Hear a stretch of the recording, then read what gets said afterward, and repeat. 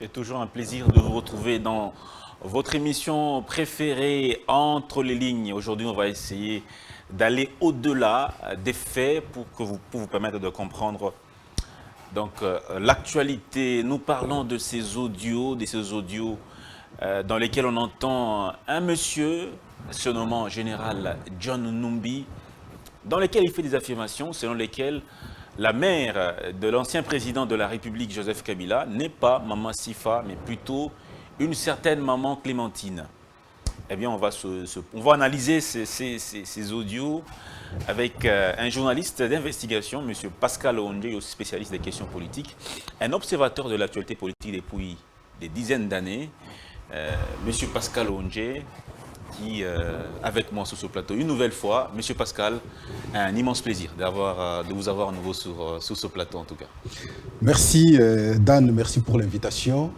Je crois que nous allons essayer d'analyser, comme vous aviez énuméré, cette question importante entre les lignes. Et nous allons chercher à comprendre les non-dits, les dits en même temps. Cela pour permettre la bonne compréhension de nos différents téléspectateurs.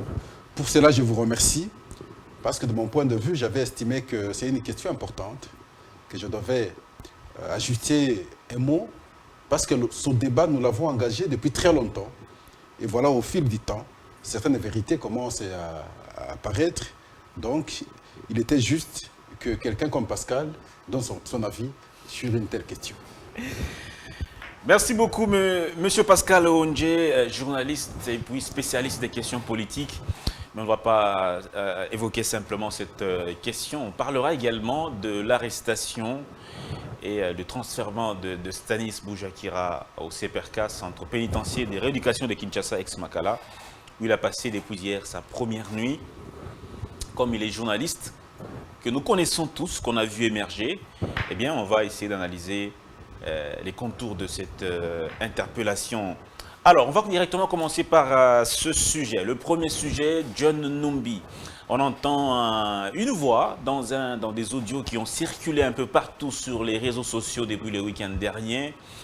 On entend un monsieur dire et que justement la maman de l'ancien président de la République n'est pas la maman Sifa, que comme d'aucuns le connaissent, mais c'est plutôt une certaine maman Clémentine.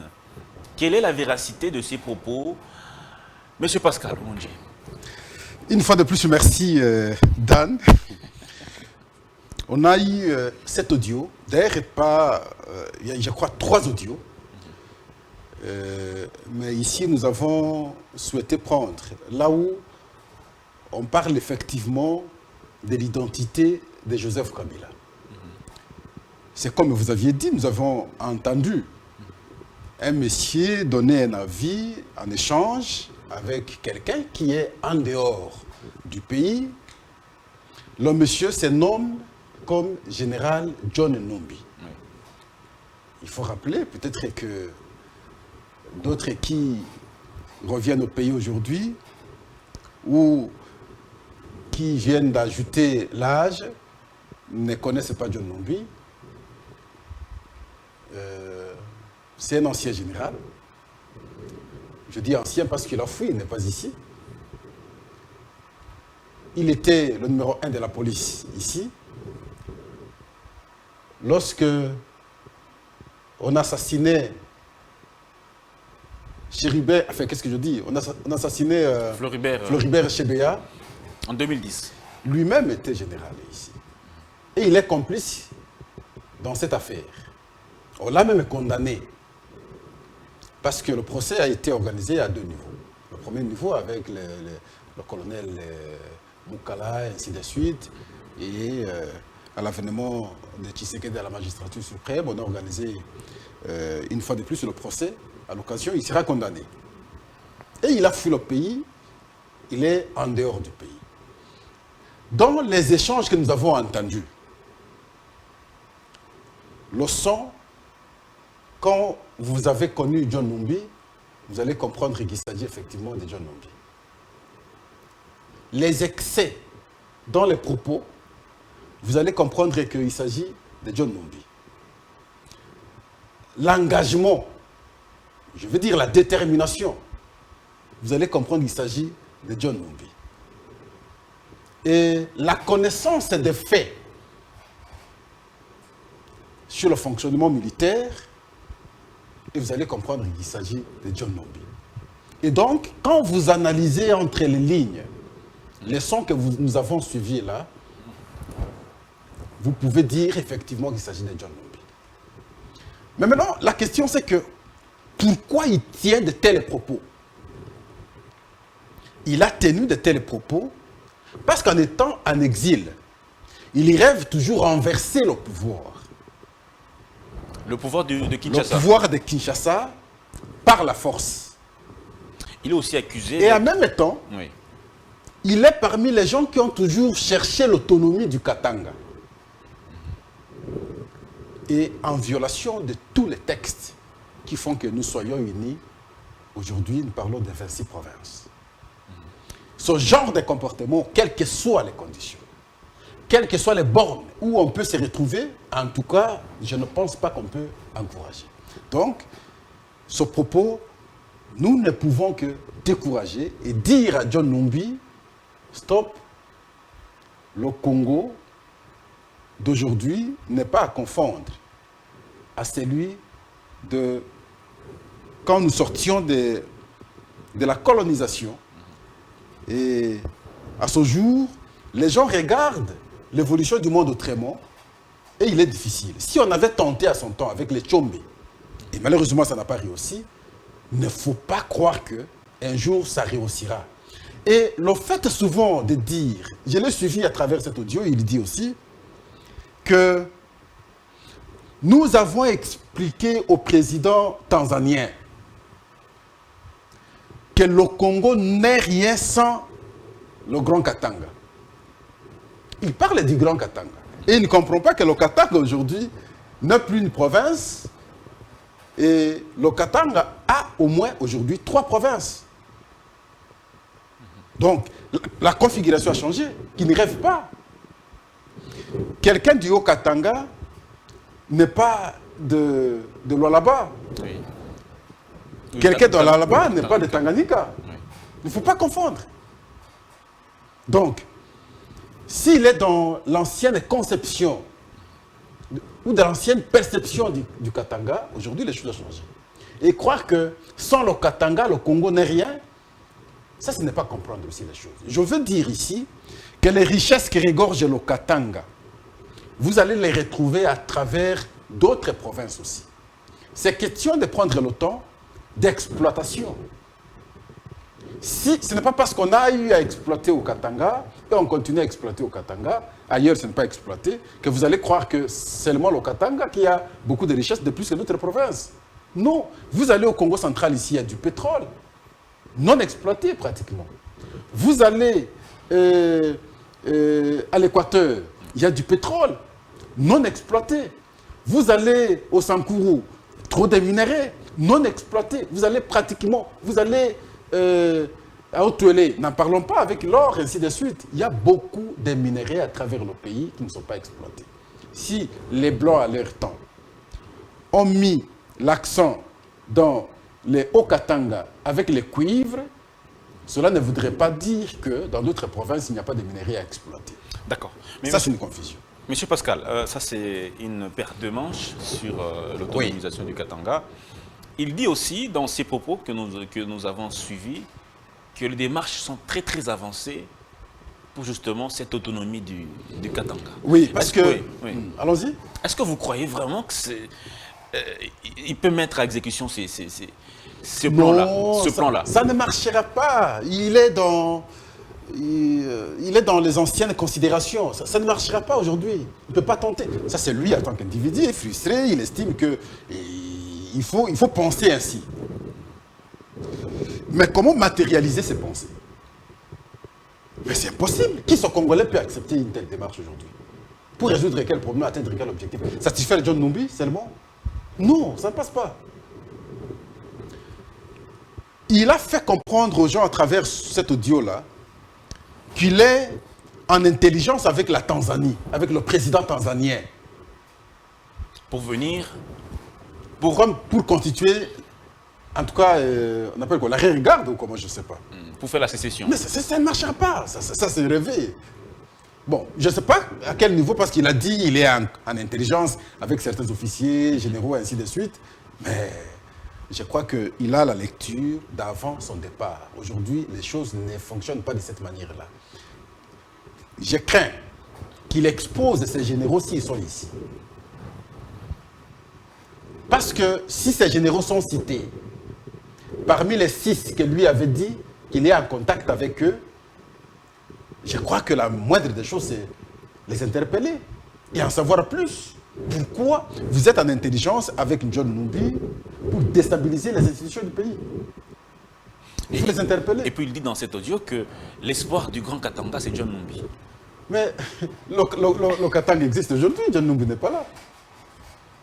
C'est un jeune, il n'est pas très vieux. Toute la population. Depuis tous ces temps, donc Katanga n'existait pas sans lui. Ça c'est mal comprendre les choses. John Numbi est né quand? Le Katanga existe depuis quand? Et je vous ai dit, aujourd'hui, on ne sait plus parler du Katanga comme Katanga, dans sa ancienne configuration. Oui. Nous parlons aujourd'hui des provinces.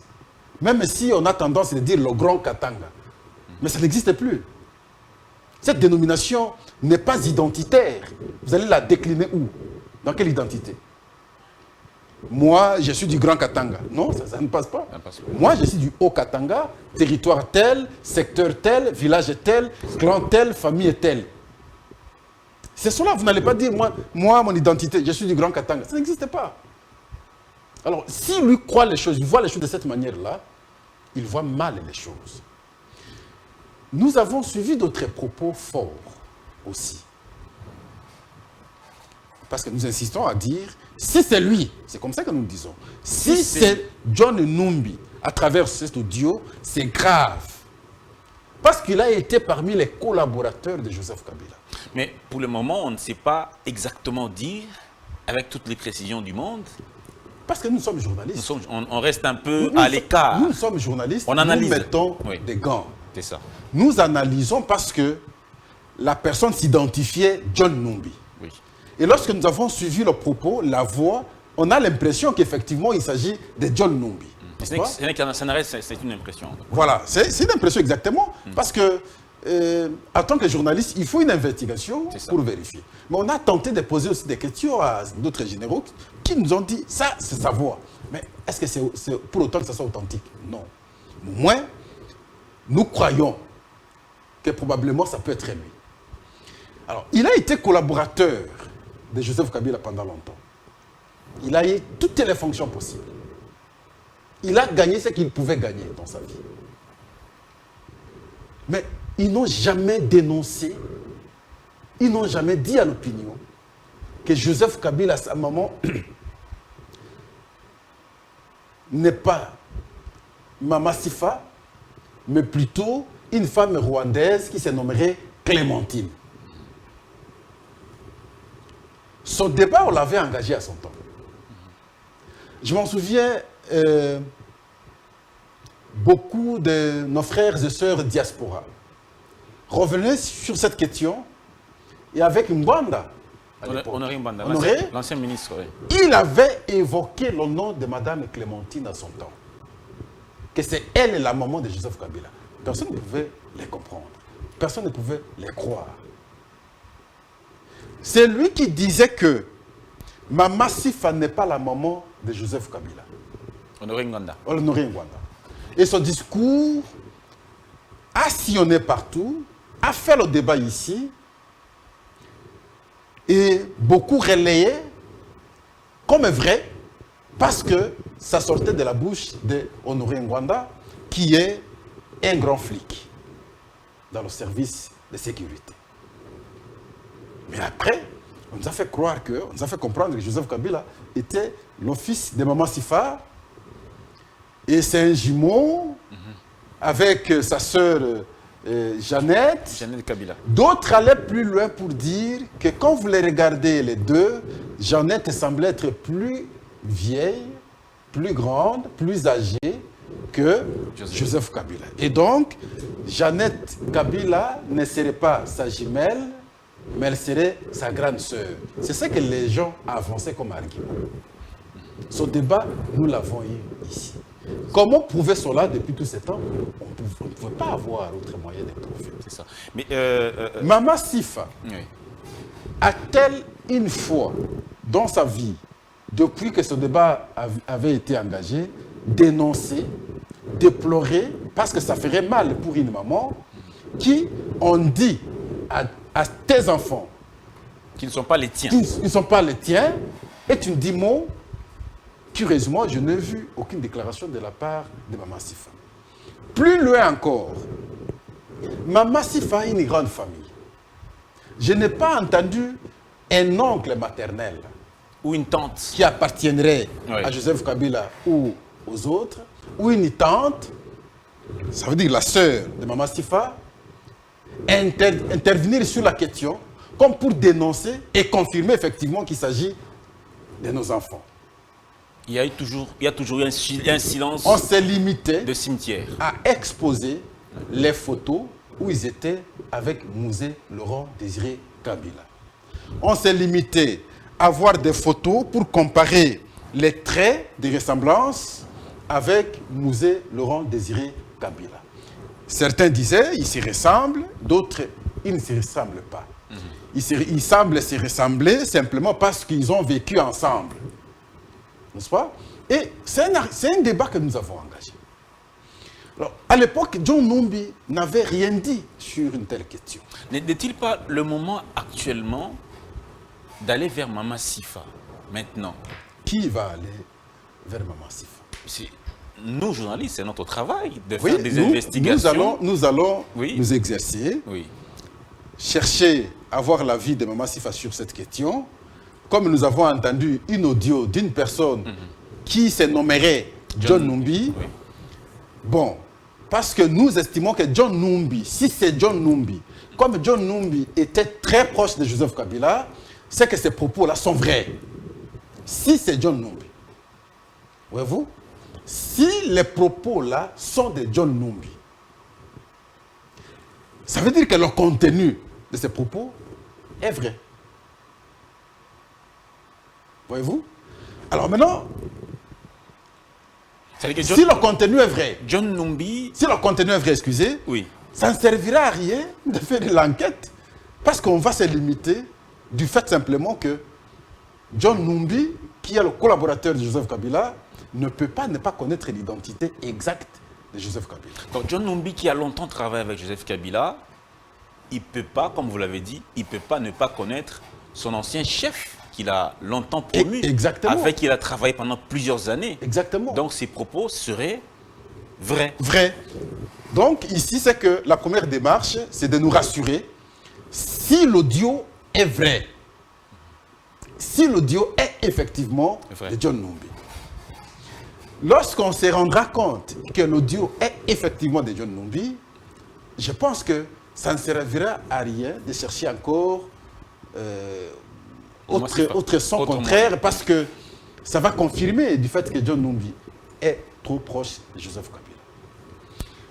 Il va plus loin pour dire le silence de Joseph Kabila est justifié. Justifié du fait que il a peur de perdre ce qu'il a beaucoup gagné. Les avoirs qu'il a partout. Et s'il s'exerce dans des déclarations, on va les poursuivre. Lorsqu'on va les poursuivre, et si les gens ont ces éléments, on va mettre à la place publique, il sera poursuivi de haute trahison. Haute trahison, selon les mêmes sons, qui sera justifié par le fait que il ait menti aux Congolais depuis tous ces temps que sa maman était congolaise alors que sa maman était rwandaise. Mais ça, c'est très grave. C'est très, très grave. Voilà pourquoi nous disons il faut que les services de sécurité aident les Congolais à travers une investigation pour se rendre compte si effectivement cette voix est la voix de John Numbi. Voilà. C'est là l'enjeu. Parce que nous, ici, nous ne serons pas confirmés. Nous faisons des analyses à travers les sons que nous avons entendus. La personne s'est nommée comme John Numbi. Oui. Et maintenant, parce que nous serons limités de pouvoir investiguer sur une personne qui n'est pas sur place ici, il est en déplacement, il est en dehors du pays, c'est les services de sécurité, après avoir entendu une telle déclaration, qui est du reste dangereuse, mener maintenant des démarches et par après venir confirmer l'opinion, effectivement, que c'était la voix des jeunes. Exactement. Vous avez dit en début d'émission que cette émission va essayer de dire aux gens les non-dits et les dits, ainsi que d'aller entre les lignes pour expliciter au-delà des faits qui sont établis. Alors, entre les lignes ou au-delà des faits, les non-dits, quelles seraient les raisons de Joseph Kabila, de Maman Sifa et de toute cette famille des gens, notamment Zoé Kabila et toute la famille là, quelles seraient les raisons de mentir et de porter l'identité d'une maman qui n'est pas la leur? Très bien. Parce que, vous savez, un moment, soit sinon après la mort de Laurent Désiré Kabila, on avait dit clairement que c'est les Rwandais qui l'avaient tué. Et bien avant, nous avons été attaqués par les Rwandais, même si la FDL est entrée avec le Rwanda. Les gens parlent de la révolution, mais moi j'ai toujours parlé de l'agression. Ils sont entrés avec les Rwandais, mais il a été le premier à vouloir se séparer des Rwandais. Laurent Désiré Kabila. Laurent Désiré Kabila. Et quelques années après, je crois 2 ans après, et on va l'assassiner. Et lors de son assassinat, les gens ont dit que c'est les Rwandais qui l'ont assassiné. Oui. Alors maintenant, son fils prend le pouvoir. Et qu'on découvre que son fils, là, sa maman n'est pas congolaise. Ça n'allait pas donner une bonne image. Entre les lignes, ça peut se justifier que ne nous identifions pas ayant des relations avec le Rwanda, sinon nous serons mal perçus, mal vus. Je m'en souviens à l'époque, c'est avec Kyungu Wakumwanza. Il prétend avoir donné un nom à Joseph Kabila. Entre les lignes, le nom c'est Kabange. C'est un nom qu'on donne aux jumeaux. Oui. C'est comme nous avons dit ici. Jumeaux Luba. Oui. Du Katanga. Du Katanga. Si Jeannette n'est pas sa jumelle, tout en se référant à cet audio, ça veut dire que Joseph Kabila n'est pas un jumeau. S'il n'est pas jumeau, il ne peut pas bénéficier le nom de Kabange. Kabange, c'est comme chez nous, il y a Mboyo Isako, Mbompia, ainsi de suite. C'est ça. Et donc, ça a été un montage. Maintenant, le nom dit encore. Alors, quel a été le sens du montage pour qu'on fasse bénéficier à quelqu'un le nom d'un jumeau, alors qu'en réalité, il n'est pas jumeau? Un montage. Nous sommes dans les si. Dans les si. Ça pouvait alors justifier comment? Oui. Et voilà pourquoi nous disons ce mensonge qui n'a pas permis que les Congolais comprennent effectivement les identités des uns et des autres peut aujourd'hui avoir son sens si les services de sécurité s'y penchent, investiguent. Tout à fait. Après avoir entendu un son d'un monsieur prétendant être John Numbi. C'est ça. Et quand vous prenez le son, le troisième son, il réagit contre le monsieur qui a fuité. Et c'est alors que quand vous suivez, vous dites, celui-ci, il n'est pas très loin de John Numbi. Il les menace. Il dit, je sais que là, vous êtes en train de m'enregistrer, je suis déçu de votre comportement et je doute que vous soyez un vrai Katangais. Et il le menace comme ça. Heureusement que ce plan est mis à nu. Je peux me dire, Félix Tshisekedi, Dieu l'aime beaucoup. Parce que tous les pièges que les gens ont montés contre lui ont été démontés d'eux-mêmes, sans beaucoup d'efforts. C'est comme ça qu'on a parlé beaucoup de tentatives d'assassinat, tentatives d'attentat, tout ça, ainsi de suite. Rien n'a marché jusqu'ici. Et il est difficile que ça marche parce que l'âme congolaise, à son jour, à son stade, n'est pas prête à pouvoir cautionner cela. Parce que la force est spirituelle, en fait. Monsieur Pascal, si ces propos qu'on entend dans cet audio Si ces propos sont vrais, ça veut dire que nous avons eu un président qui serait rwandais. Si ces propos sont vrais, c'est que nous avions eu un président non congolais qui a dirigé le pays pendant longtemps et qui est rwandais et que nous avons des problèmes avec le Rwanda depuis tous ces temps. Maintenant, dans le non-dit, allez-y comprendre la suite. Sur les infiltrations congolaises, rwandaises sur le Congo. C'est-à-dire, s'il n'était pas s'il n'était pas congolais. et si sa maman était rwandaise. Imaginez, nous avions eu le RCD, nous avions eu le CNDP, nous avions eu le 1-23-1, nous avons 1-23-2 ici, il est déjà parti. La problématique de la complicité que nous avons toujours évoquée sur la présence rwandaise dans notre armée, avec beaucoup de grades, dans les services de sécurité, l'ANER comme la DGM, l'infiltration jusqu'au sommet pratiquement, nous avons toujours dénoncé. Donc c'est très grave. Donc Joseph Kabila serait cet homme qui a favorisé l'infiltration qui aurait donc Joseph Kabila serait cet homme qui aurait favorisé l'infiltration si effectivement les sons que nous avons entendus seraient authentifiés vrais, qu'il s'est agi de John Numbi, qui le son affirme que Joseph Kabila, sa maman, n'était pas congolaise, mais plutôt elle était rwandaise.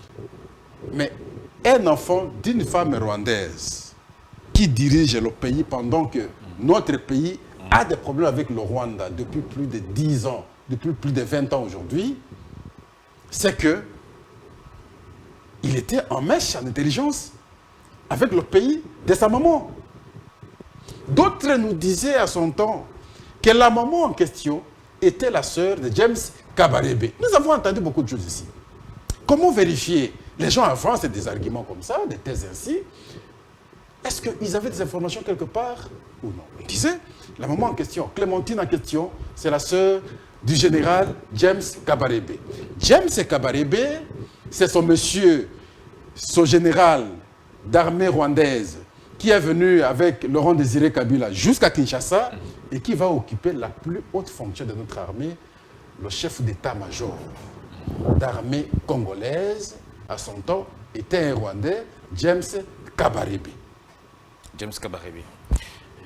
Monsieur Pascal, vous êtes un journaliste d'investigation, un spécialiste des questions politiques, un observateur de questions d'actualité depuis des longues années, je l'ai dit d'entrée.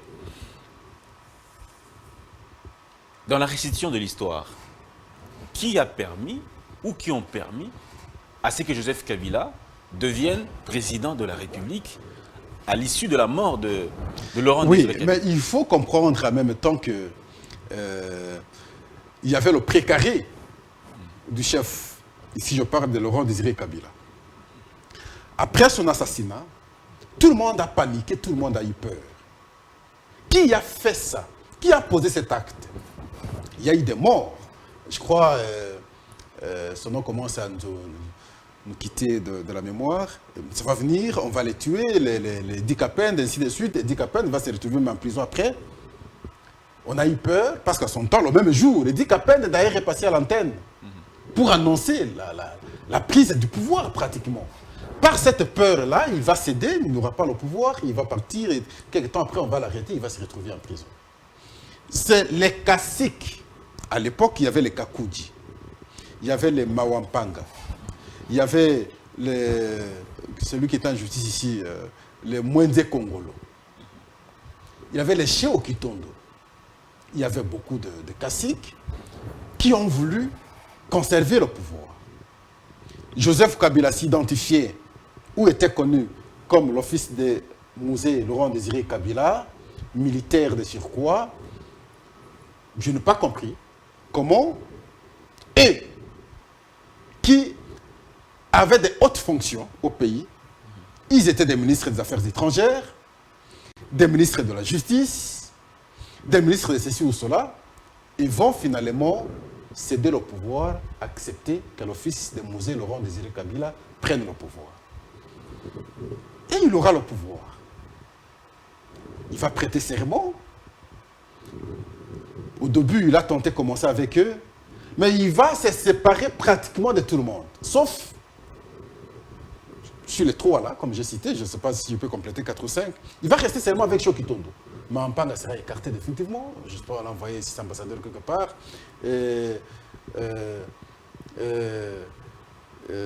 Mwenze Kongolo, il est resté dans les conditions, nous savons, jusqu'à sa mort, moribond, délaissé. Et voilà. Lui a pris le pouvoir.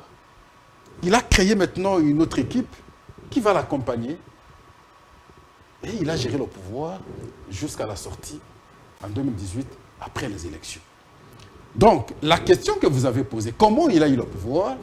Il a eu le pouvoir par la facilité des caciques qui étaient les précarés du président Laurent Désiré Kabila, qui n'ont pas voulu perdre le pouvoir, qui ont voulu conserver le pouvoir, tout en acceptant que son fils accède à la magistrature suprême. Et nous avons vu le début, ça n'a pas été facile, même la simple lecture. Parce que une improvisation non planifiée qui arrive du coup, et vous avez une telle responsabilité d'État. Il fallait balbutier, même dans le discours officiel, et on a connu des cas comme ça. Et voilà, il va nous gérer au fur et à mesure que le temps passe, l'adaptation naît, et l'orgueil naît également. Voilà, il va grandir, l'orgueil va naître, un peu de maîtrise finalement, jusqu'à organiser les élections en 2006, organiser les élections en 2011, et organiser les élections en 2018 où il va partir. Voilà, donc c'est de cette manière que nous avons connu ça, de 2001 jusqu'en 2018, où il va quitter le pouvoir. Après, la remise est reprise avec le président Félix Antoine Tshisekedi. Monsieur Pascal, au regard du contexte politique congolais, si ces audios s'avéraient être vrais et qu'on doit arrêter Joseph Kabila, comment cela peut-il se faire? Non, l'arrestation ne se ferait pas de manière comme ça, brutalement, non. C'est qu'il faut, cette fois-là, parce que vous le dites bien, que nous le disons très bien, si ces audios sont vrais, et si, après investigation, effectivement, on certifie que c'est John Numbi, et que, en faisant d'autres études, d'autres enquêtes, on découvre que sa maman en question, le nom de la personne alléguée par John Numbi, Clémentine, elle là, effectivement, c'est elle, la maman de Joseph Kabila, et le reste, la conséquence est réelle. Cette fois-là, c'est la Cour constitutionnelle qui va actionner le dossier. Comment vous avez pu mentir à tout un pays, votre pays, prétendant pays cette fois-là, que vous avez l'identité congolaise, alors que vous n'avez pas l'identité congolaise? C'est là où je doute un peu, est-ce que Joseph Kabila peut prendre un tel risque depuis tous ces temps? Jeune de son état, mentir que, bon, maman Sifa est ma mère alors qu'elle n'est pas sa maman. Je doute un peu, mais si c'est vrai, c'est que c'est très dangereux. Vous doutez qu'il soit... Que cette version soit vraie. Mais si cette version est vraie, en tout cas, c'est très dangereux. Là, c'est la Cour constitutionnelle qui doit activer pour que... Pour l'instant, les poursuites soient engagées. Pour l'instant, en tout cas, rien n'est définitif. Rien n'est définitif. Joseph Kabila nous analysons, est congolais, fils de son père, de Laurent Désiré Kabila, jusqu'à la preuve du contraire, de Maman Sifa. Là, c'est juste des analyses. Jusqu'à la preuve du contraire. Qui ne condamnent personne. Non, non, non. Qui ne s'attaquent à personne non plus. Non, non. C'est juste une façon de réfléchir. On ne condamne personne, on réfléchit parce que c'est une question qui a été mise à la place publique. Tout le monde a suivi. Tout le monde a suivi cet audio. Alors chacun maintenant peut se faire son jugement personnel sur cet audio. Est-ce que c'est John Numbi? Est-ce que ce n'est pas John Numbi? Et nous avons appelé à travers l'émission ici que les services de sécurité fassent l'enquête pour se rendre compte si effectivement cet audio est de John Numbi.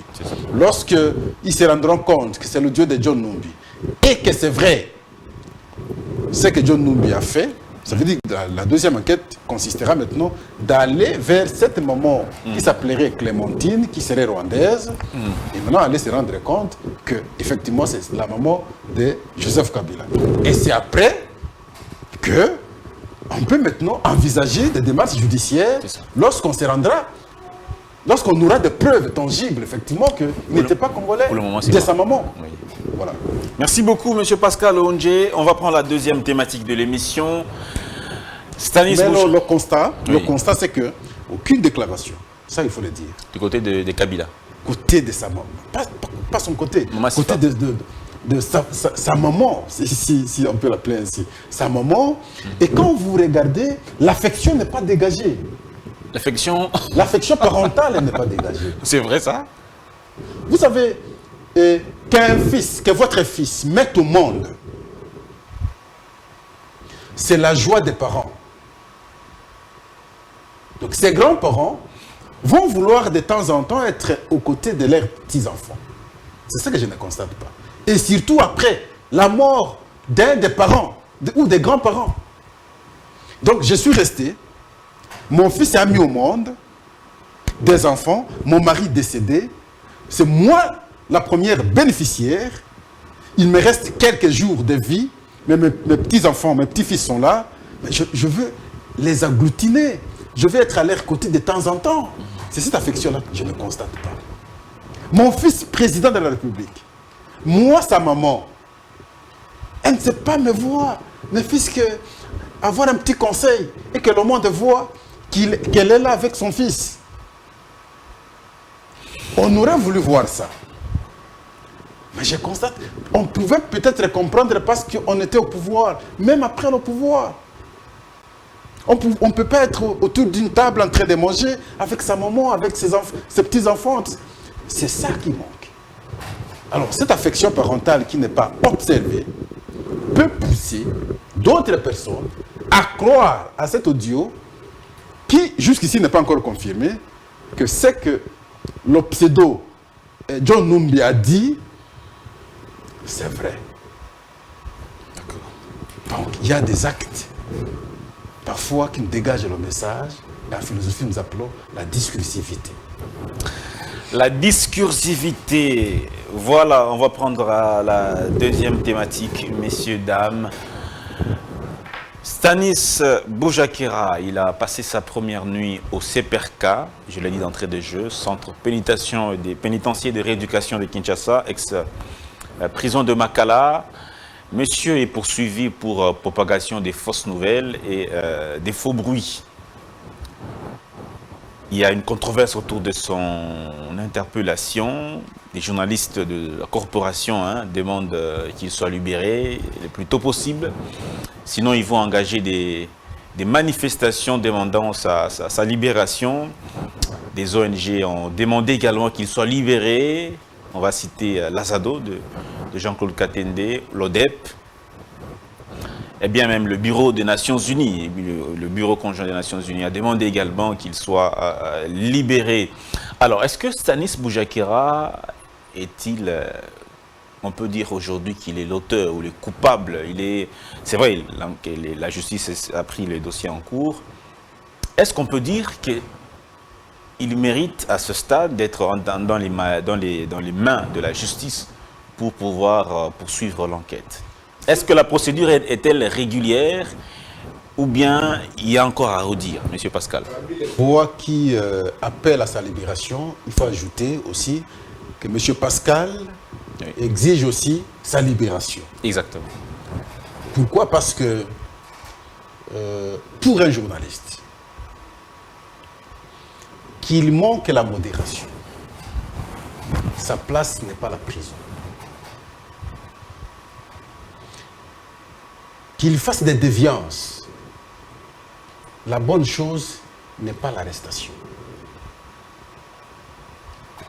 Je veux ici, je souhaite, tout en ne connaissant pas les contours du dossier parfaitement, je souhaite que mon confrère retrouve la liberté. Autant je plaide à travers votre plateau pour le cas de Bouchakira, autant je plaide aussi pour le cas de Mike Moukebaye. Maître Moukeba n'est plus journaliste. Il n'est plus journaliste, c'est vrai, mais il est sorti du corps journalistique pour aller en politique. Et je plus travailler avec lui comme journaliste et non comme politique. Et quand il est en face de moi, je le vois journaliste. Et s'il a été inquiété, c'est aussi ces investigations qu'il faisait, tout en se comportant comme journaliste sur la gestion, par exemple, de la province. Il a fait beaucoup de dénonciations à l'Assemblée provinciale. Et après, on a semblé lui donner raison. Parce que le flair journalistique le guidait dans son comportement en tant que député provincial. Et face à la gestion de l'Assemblée provinciale, enfin, je veux dire du gouvernorat de Kinshasa, il avait la facilité d'opter des méthodes obliques pour avoir des informations, comme tout journaliste. Il les a eues, il avait une longueur d'avance par rapport à ses amis, et il était incompris. Et finalement, il est à Makala. Je le défends par rapport à ça. Donc je souhaite qu'il retrouve la liberté. Tout en souhaitant qu'il y retrouve la liberté. Mais on lui dit qu'il est accusé d'avoir incité Il y a, à la haine tribale. je dis toujours aux journalistes, Lui et Daniel Safou. il y a un auteur en journalisme que tous nous avons appris, Auguste Comte. C'est un sociologue en même temps. Lui dit, toute vérité n'est pas bonne à dire. Est-ce que c'est par le fait que je sois journaliste, face à toute réalité, je dois le dire librement? Non. Même lorsque je n'ai pas la certitude de l'information, nous avons analysé les sons ici, mais on met des gants. Nous avons utilisé le conditionnel du début jusqu'à la fin. Nous avons su prendre distance du début jusqu'à la fin. C'est cela, le journaliste. Ne croyons pas que, du fait que nous soyons journalistes, ne croyons pas que, du fait que nous soyons souvent en possession des informations, nous avons le droit de disposer ces informations à n'importe quand et à n'importe qui. Sinon, il y a des informations, par exemple, qu'on appelle top secret. Ces informations, vous n'allez pas les mettre à la place publique, comme vous voulez. Un journaliste doit avoir le flair. C'est cette capacité qui permet à un journaliste, je ne veux pas parler du traitement, mais comme les religieux parlent du discernement, afin de détecter qui peut être bon, qui peut être mauvais, qu'est-ce qui va énerver, qu'est-ce qui ne va pas énerver. Tout n'est pas bon à dire. Et donc, alors maintenant, si vous croyez que tout est bon à dire, mais devant vous, vous aurez d'autres qui vont vous opposer aussi leur connaissance. Chacun a son métier. Le droit existe aussi. Le journaliste vit dans un cadre où il y a des lois. Dans sa liberté, il y a des lois aussi. Donc, il a des limites dans sa propre liberté. Donc, il ne faut pas croire que vous êtes dans un cadre où il n'y a pas de limites pour un journaliste. Il est appelé à tout faire, à tout dire, à tout agir. Non, il y a des limites. Là où commence ma liberté, ou là où s'arrête ma liberté, c'est de là que commence celle des autres. Tout à fait. Mais vous avez dit tantôt, d'entrée des jeux, que vous exigez sa libération, la place du journaliste, même s'il est dans la déviance, ce n'est pas la prison. Oui. Mais je prodigue conseil en même temps, dans l'agir, oui. Il faudrait que quand nous communiquions, nous soyons en mesure de mettre des gants pour éviter ça. Tout à fait. Oui. Mais qu'est-ce qu'il aurait été mieux de faire dans ce cas précis? Dans le cas d'espèce, il est déjà arrêté. Dans les cas d'espèce où le monsieur est devant les faits, bon, il est déjà publié, il est déjà arrêté. Que devait faire la justice? Quelle serait la procédure? Bon, parce qu'il faut, je ne sais pas parce qu'on n'est pas pique de la Mirandole, hein, on ne connaît pas tout. Le domaine judiciaire, c'est aux initiés de la justice. Mais pour le n'ayons pas la prétention, journaliste en tant que journaliste, n'ayons pas la prétention de connaître les démarches pour l'arrestation de quelqu'un. Non. Même si on peut dire il faut une convocation pour la première fois, la deuxième fois, la troisième, s'il ne répond pas, on peut aller le prendre par force. Non. Mais au-delà de ça, il y a d'autres procédures. Mais ici, c'est que je ne sais pas si on avait ouvert d'abord une information judiciaire sur son cas. Seul lui connaît qu'est-ce qui s'est passé. S'il nous informe effectivement qu'il y avait un cas déjà et j'étais informé qu'il y avait ça, je ne répondais pas. Parce que je ne répondais pas et qu'on m'a vu en train de quitter la capitale, on a mis la main sur moi. Nous, ses confrères, nous allons comprendre, on peut ajuster. Mais, au-delà de tout, je ne justifie pas l'arrestation d'un journaliste. Nous avons des instances auprès desquelles on peut poser le problème et être sanctionné à l'interne. Nous avons l'UNPC qui existe. Nous avons l'OCESAC. On peut proposer des punitions.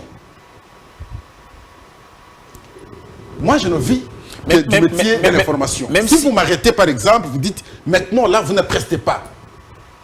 Mais c'est un préjudice énorme. 2 ans sans prester, par exemple. 1 an sans prester. Mais je vivrai comment? Vous pouvez envisager de telles sanctions.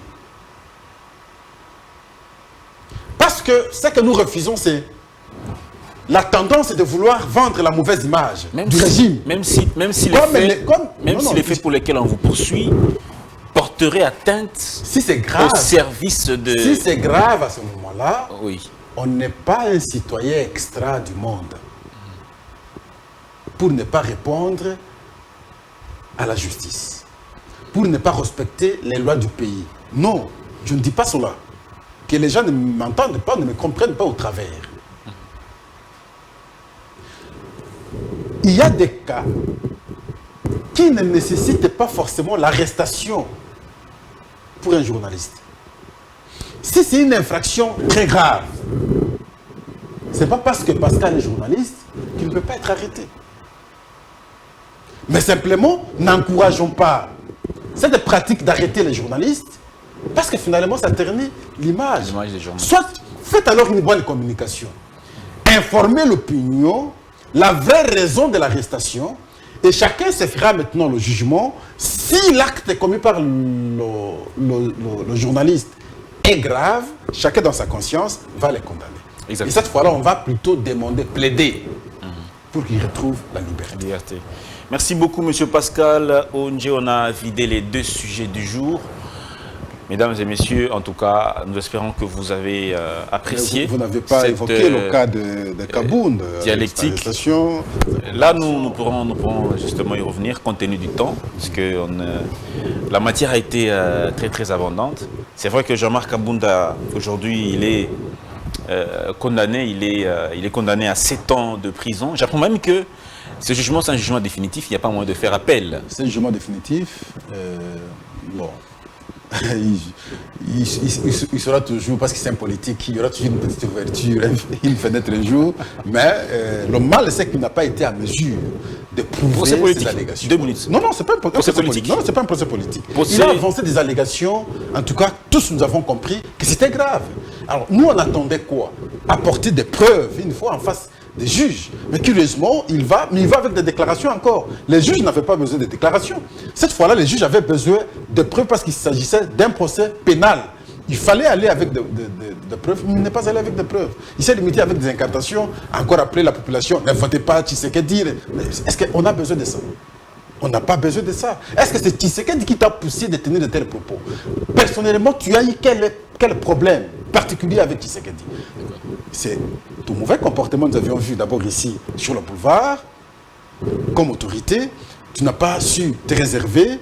Au-delà, tu n'as pas respecté même la garde républicaine. On est parti et puis vous vous êtes exercé dans des déclarations lors de votre sortie politique, sortie de votre parti politique, des déclarations. On a fait croire à l'opinion que ce qu'il avait dit était vrai. On attendait qu'il aille avec des preuves.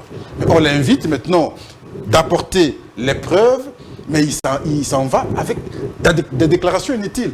Et c'est comme ça qu'on a compris qu'on ne peut pas, en tout cas, jeter l'opprobre aux institutions de cette manière-là. Oui.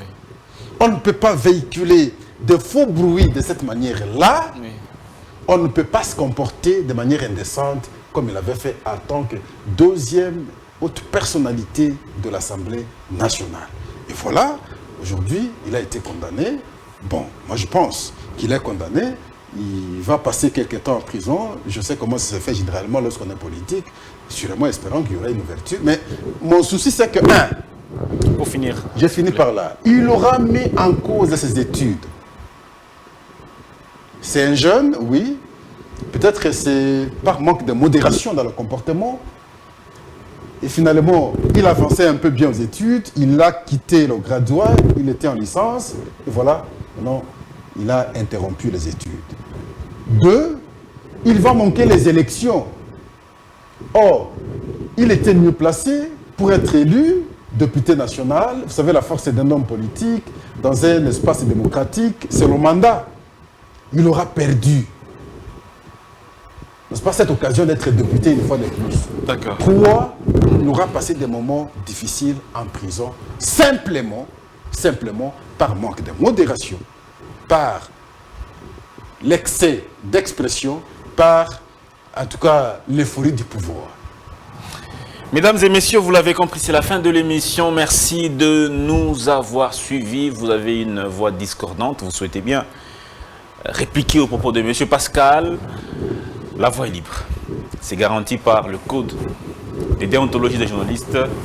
Le droit de réponse. Est-ce qu'il y a un propos à chercher le droit de réponse? Non. Toi, tu as été modéré, et tu as été bien choisi, tu as été bien orienté. Et puis, je pense que c'est à consommer au lieu de trouver d'autres voies contraires. Portez-vous bien et à la prochaine, mesdames et messieurs.